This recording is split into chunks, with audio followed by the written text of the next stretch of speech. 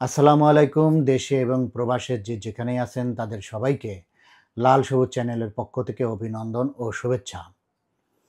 আজকে দুপুরের দিকে একটি ঘটনা ঘটে। বিদেশ যাত্রীদের নানা সমস্যার এই একটি সমস্যা।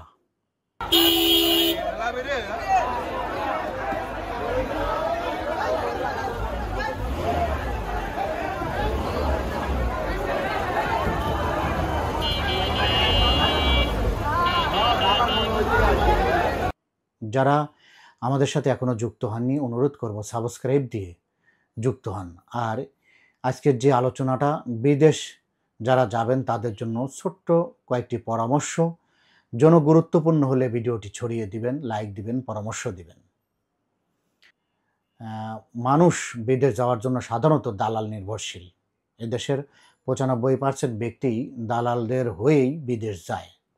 তো এই যে ঘটনা ঘটছে সেটা হলো কোনো একজনকে টাকা দেয় বিদেশ যাওয়ার জন্য।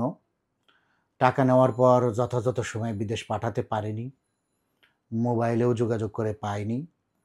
তো যখন তাকে ধরতে পেরেছে, ধরার পরের যেই অবস্থাটা আপনারা তো নিজেই দেখলেন। তো এরকম ঘটনা প্রায়শই ঘটছে। আবার অনেকের লোক বল নেই, শক্তি নেই, নীরবে বুক ফাটা কান্না নিয়ে বাড়ি ফিরে যান। টাকা ফিরে পান কেউ, আবার অনেকে ফিরে পান না। আবার পেলেও ১,০০০, ২,০০০ বা ৫,০০০ করে পান। অথচ একজন ব্যক্তি জমি বিক্রি করে, ঋণ করে, সুদের টাকা নিয়ে বিদেশ যাওয়ার জন্য এই ঢাকাতে আসেন বিশাল একটা স্বপ্ন নিয়ে। কিন্তু যখন এই ধরনের সমস্যা হয় তখন স্বপ্নটাও পূরণ হয় না, আবার বিশাল ক্ষতির সম্মুখীন হতে হয়। তো আজকের এই পরামর্শমূলক কয়েকটি জিনিস থাকবে। আবার আরও একটি ঘটনা, পল্টন, শান্তিনগর, এই ফকিরাপুল এই অঞ্চলগুলোতে সাধারণত বিদেশ যাত্রীরা আসেন। তো এখানে এসে প্রতারক চক্করের খপ্পরে পড়ে যান। সেটা থেকেই বাঁচার উপায়টা আমি বলবো। ১ নাম্বার সেটা হলো,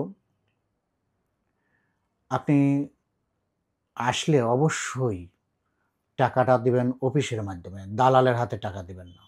অফিসের মাধ্যমে টাকা দিবেন এবং অফিসের কাছ থেকে মানি রিসিট বুঝে নেবেন।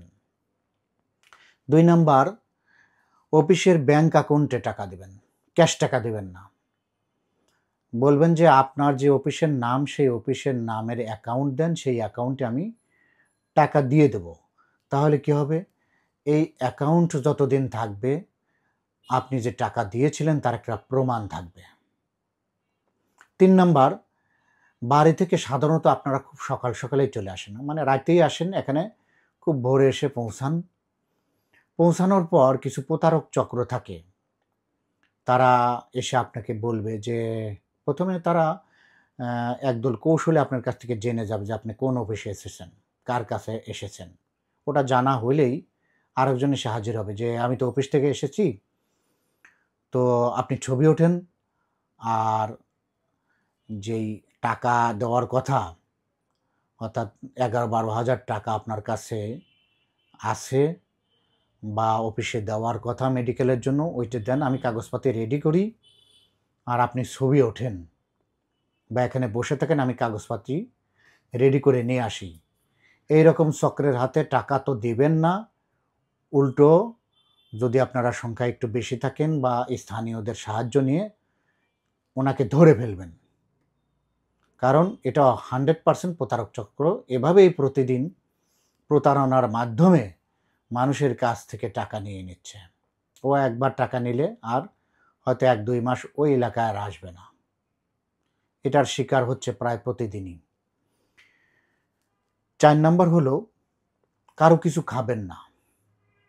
কারো দেয়া কিছু খাবেন না। কারণ এখানেও ওই একই সমস্যা, প্রতারক চক্র হয়তো এমন একটা কিছু খাওয়াবে যাতে করে আপনার কাছ থেকে যা টাকা পয়সা আছে সেটা নিয়ে নিতে পারে। যদি খুব বেশি প্রয়োজনই মনে করেন যে হ্যাঁ, টাকা দিতেই হবে, আসলেই অফিসের লোক, তাহলে আপনি যার মাধ্যমে এসেছেন বা যেই অফিসে এসেছেন তার সাথে আগে কথা বলে নেবেন। এর আগে ভুলেও কাউকে টাকা দেবেন না। আরেকটা হলো অফিসের সাথে পারলে লিখিত চুক্তি করে নেবেন। যদি সম্ভব হয়, বিশ্বস্ত হলে কথা নাই, আর যদি সম্ভব হয় ৩০০ টাকার স্ট্যাম্পে চুক্তি করে নেবেন যে আপনি কি ভিসায় যাচ্ছেন, কি কাজে যাচ্ছেন, কতদিনের মধ্যে যাবেন, কতদিনের ভিতর না পাঠাতে পারলে আমার টাকা ফেরত দিয়ে দিবেন। এটা সুন্দরভাবে লিখিত করে মূল অংশটা আপনি রাখবেন এবং ওনাকে ফটোকপি দিবেন। তাহলে বিদেশ যাওয়ার ক্ষেত্রে যেই কোনো সমস্যা হলে আপনি আইনি ব্যবস্থা গ্রহণ করতে পারবেন। বড় করলাম না, ছোট পরিসরেই তুলে ধরলাম। আশা করি এটা যারা বিদেশ যাবেন তাদের জন্য খুবই উপকার হবে। আপনারা ভিডিওটি ছড়িয়ে দিবেন, ভালো লাগলে পরামর্শ দিবেন। আজ এ পর্যন্তই। আল্লাহ হাফেজ।